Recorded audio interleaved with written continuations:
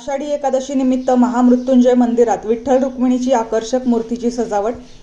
येवला शहरातील शिवभक्तांचे श्रद्धास्थान ठरलेले अमरधाम येथील महामृत्युंजय मंदिरात आज आषाढी एकादशी निमित्त सकाळी भोलेबाबाच्या मूर्तीला व शिवलिंगाला अभिषेक करण्यात आला व या ठिकाणी नंदीसमोर आकर्षक अशी विठ्ठल रुक्मिणीची आकर्षक अशी रांगोळी काढण्यात आली व या ठिकाणी आरती संपन्न होऊन सर्व शिवभक्तांनी दर्शनाचा व महाप्रसादाचा लाभ घेतला।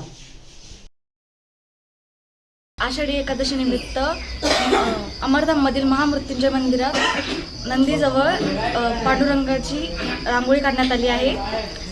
वेगवेगळ्या सणांना वेगवेगळी रांगोळी या ठिकाणी काढल्या जाते आणि सर्व भाविकांनी आज इथे येऊन त्या महाप्रसादाचा लाभ घेतला आहे। भाविक महादेवाचे दर्शन घेतलेले आहे।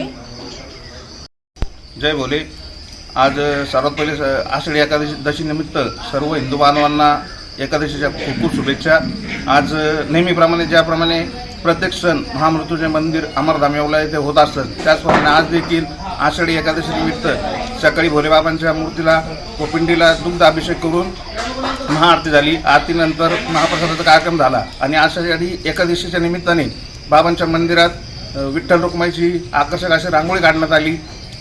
या ठिकाणी भाविकांनी भरपूर मोठ्या संख्येने गर्दी केली होती। तरी सर्वांना परत एकदा आषाढीच्या खूप खूप शुभेच्छा।